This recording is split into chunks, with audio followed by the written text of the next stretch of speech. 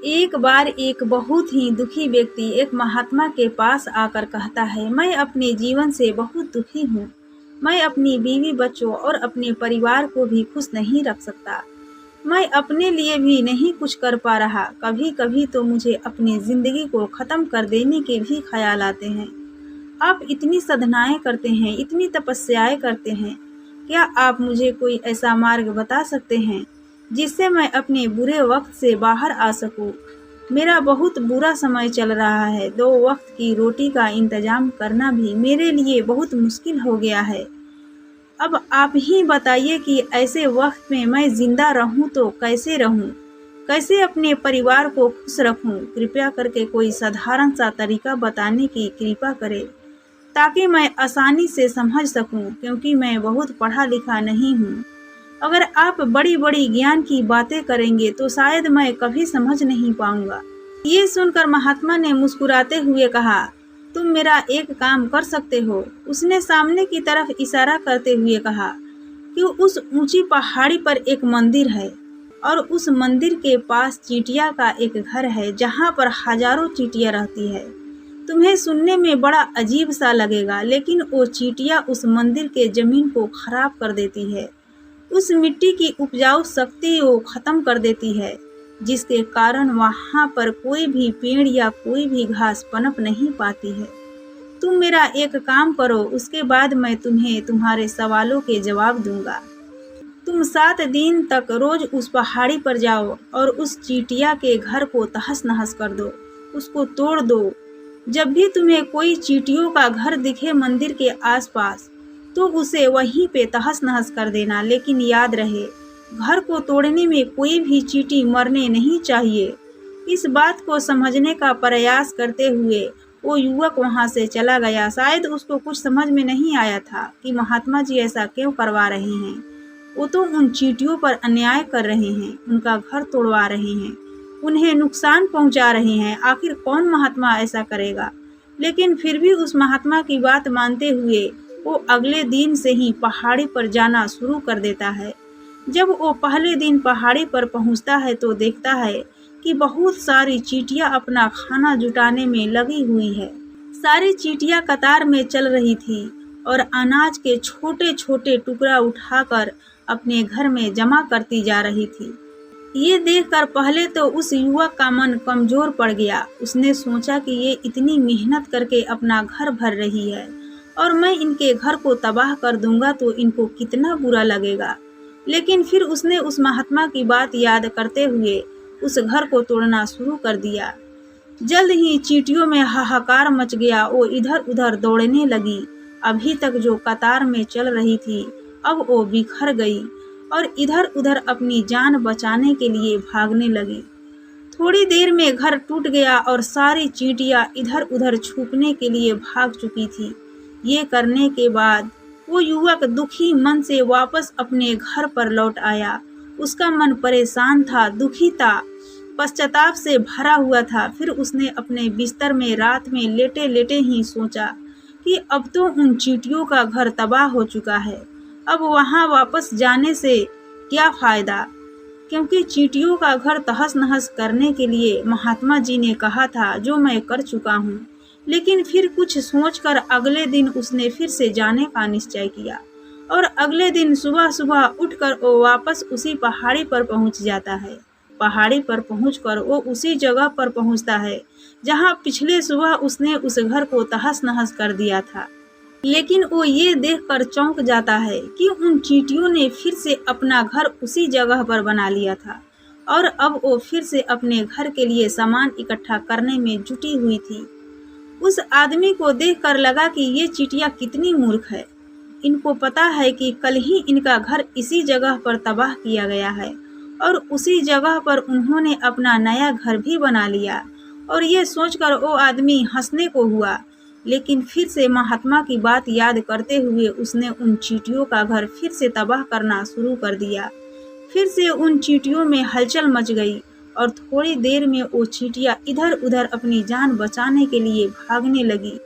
कुछ ही देर में उनका घर फिर से नष्ट हो गया और वो युवक थोड़ा संतोष के भाव से कि इस बार तो मैंने अच्छी तरह से इस घर को तबाह कर दिया है। अब तो वो चींटियाँ यहाँ पर अपना घर बना ही नहीं पाएगी। इसीलिए जाने से पहले उसने उस घर पर ठंडा पानी भी डाल दिया ताकि चींटियाँ वहाँ पर अपना घर ना बना सके। और इस तरह अपना कर्म पूरा करके वो युवक फिर से अपने घर लौट आया। रात में सोते वक्त फिर से वो इंसान यही सोच रहा था कि क्या महात्मा ये सही करवा रहे हैं? क्या किसी का घर तबाह करना किसी सिद्ध पुरुष को शोभा देता है? क्या हो अगर वो महात्मा सिद्ध पुरुष हो ही ना? क्या होगा अगर वो मुझे बेवकूफ़ बना रहे हो? लेकिन फिर उसने निश्चय किया कि मैं अपने काम को पहले पूरा कर लेता हूँ, उसके बाद ही पता चलेगा कि महात्मा मुझसे ऐसा क्यों करवा रहे थे। और यही सोचकर वो रात में सो जाता है। अगले दिन सुबह उठकर वो फिर से उसी पहाड़ी की ओर निकल जाता है। पहाड़ी पर पहुंचकर वो उसी जगह पर पहुंचता है जहां पर उसने उनके घर को तबाह कर दिया था। और वो ये देखकर खुश हो जाता है कि वहां पर कोई भी घर नहीं था। सारी चींटियां वहां से भाग चुकी थी। अब उसने सोचा कि अब मेरा रोज रोज आने का क्या प्रयोजन, क्योंकि चींटियां तो अपना घर बदल चुकी है और महात्मा जी ने मुझे 7वें दिन आने के लिए कहा था। लेकिन आज तो तीसरा ही दिन है, अब बाकी 4 दिन वापस आने का क्या प्रयोजन। और यही सोचकर उसने निश्चय किया कि यहाँ से वो सीधा उसी महात्मा के पास जाएगा और उनको ये सारी खबर बता देगा। जब वो वापस मुड़कर उस पहाड़ी से उस महात्मा की कुटिया की तरफ जाने लगा तो उसने देखा तो अचानक उसकी नज़र एक और घड़ौंदे पर पड़ी जो कि चींटियों का ही बनाया हुआ था। मतलब कि वो घड़ौंदा चींटियों ने ही बनाया था और अब वो चींटियां नए घर में वास कर चुकी थी। ये नया घर उनके पुराने घर से थोड़ी ही दूरी पर था।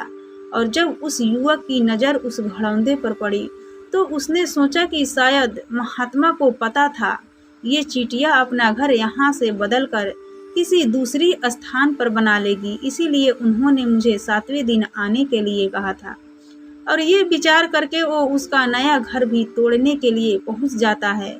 जब वो वहां पहुंचता तो चींटियां उसी तरह अपने घर में लगी हुई थी। वो अपने लिए खाना इकट्ठा कर रही थी और अपने घर में जमा करती जा रही थी। जो पुराना घर टूटा था वहाँ भी अनाज के कुछ टुकड़े बचे हुए थे और चींटियां वहाँ से भी अनाज इकट्ठा करके वापस अपने घर में ला रही थी। अब यहाँ पर फिर से युवक का मन थोड़ा सा कमज़ोर पड़ गया, क्योंकि वो खुद भी कमज़ोर था, खुद भी वक्त का मारा हुआ था। इसीलिए उसके मन में उन चींटियों के प्रति भाव उमड़ रहा था। उनके ऊपर उसे दया आ रही थी। वो चाहता था कि उनकी मदद करे, लेकिन वो उल्टा उनको नुकसान पहुंचा रहा था।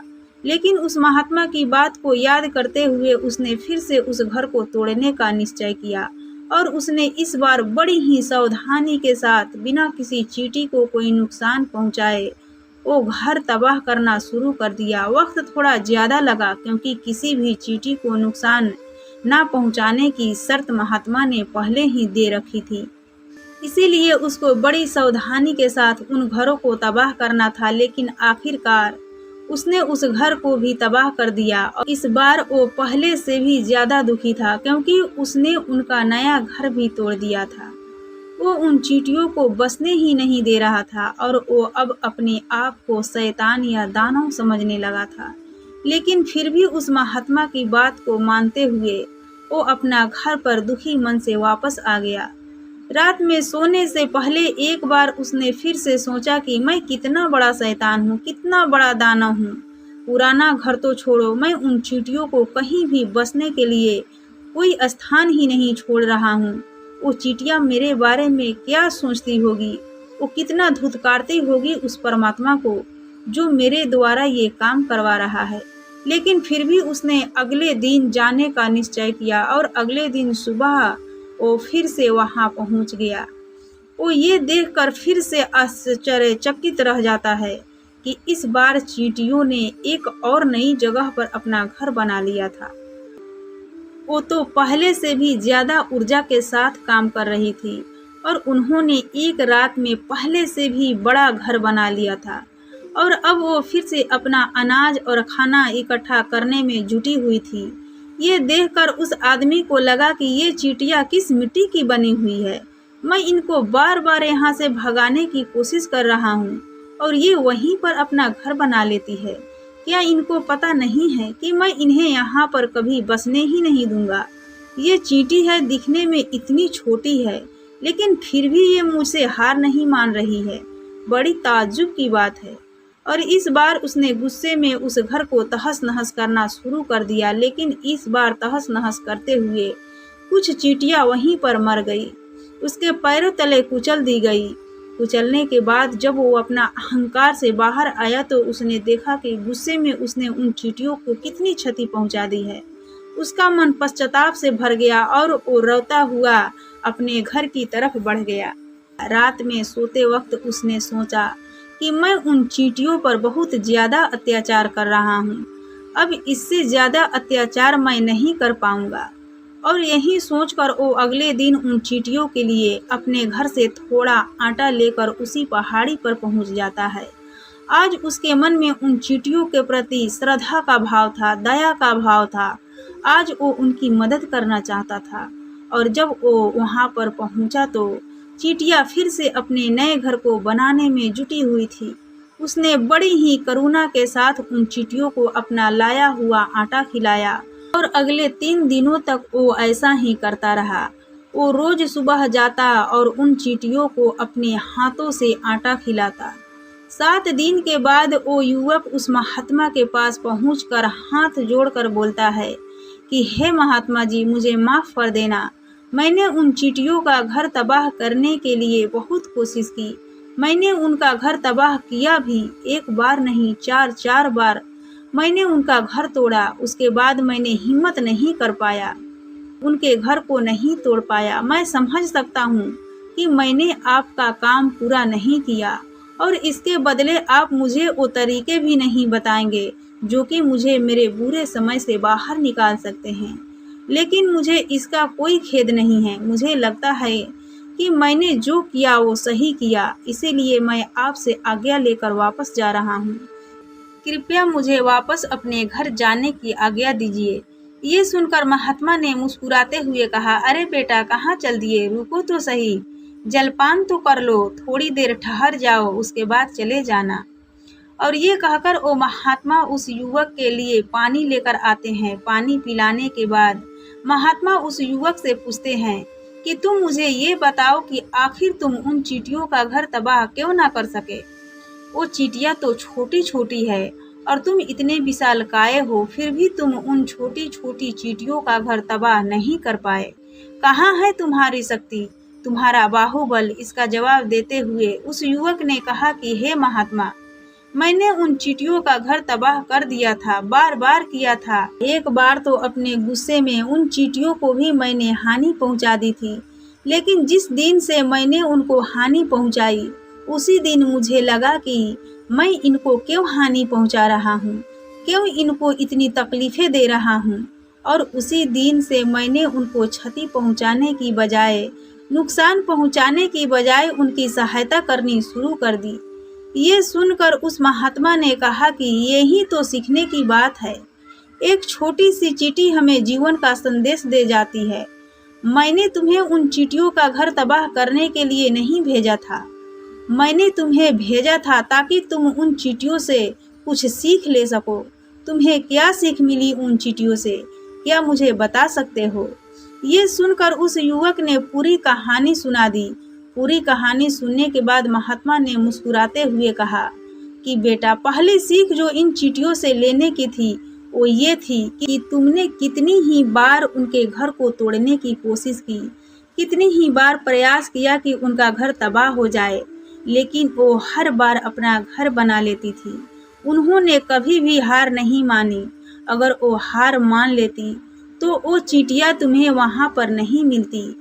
जीवन कार्यशीलता का नाम है, लेकिन हम मनुष्य 1-2 बार हार मिलने पर ही टूट जाते हैं, हताश हो जाते हैं और फिर जीवन में प्रयास ही नहीं करते। और कुछ लोग तो अपनी जिंदगी को खत्म करने पर उतारू हो जाते हैं। लेकिन जानवरों में तुमने एक बात देखी होगी कि वो अपना जीवन खुद से, स्वयं से कभी खत्म नहीं कर सकते हैं। तुमने कभी नहीं सुना होगा कि किसी जानवर ने आत्महत्या कर ली है, चाहे वो जानवर कितना ही भूखा क्यों ना हो। कितना ही दुखी क्यों ना हो, लेकिन वह अपने जीवन के लिए हमेशा संघर्ष करता रहता है। लेकिन वहीं पर दूसरी तरफ हम मनुष्य एक दो बार हताश होने पर ही अपना जीवन खत्म कर लेते हैं।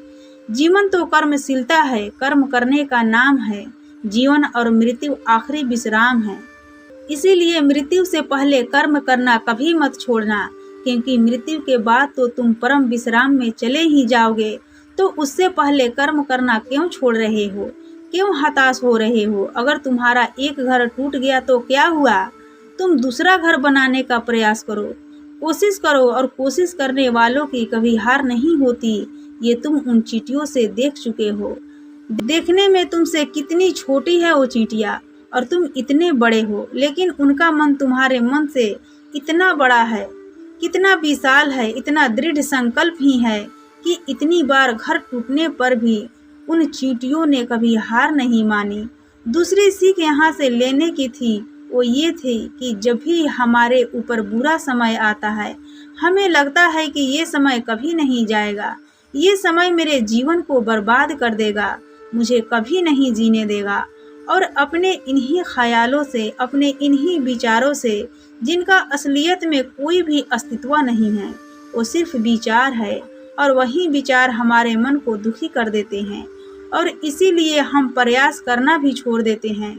लेकिन तुम खुद सोचो कि बार बार प्रकृति हमें क्षति पहुंचाएगी, नुकसान पहुंचाएगी, लेकिन कब तक पहुंचाएगी?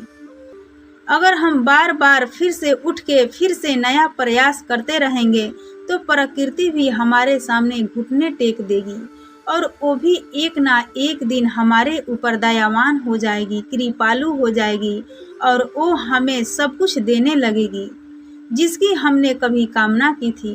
तुमने खुद देखा कि तुम उन चींटियों को तबाह करने के लिए पहुंचे थे, लेकिन बाद में तुम ही उन चींटियों को अनाज और आटा देने लगे, तुम ही उन पर कृपालु हो गए। क्यों हुए? क्योंकि तुमने देखा कि वो चींटियां हार ही नहीं मान रही है।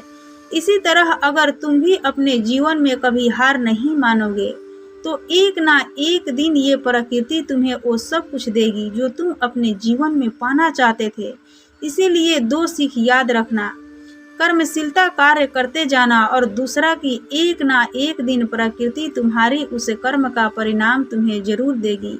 इतना कहकर महात्मा जी मौन हो गए, और वो युवक वहां से महात्मा जी को धन्यवाद देकर चला गया।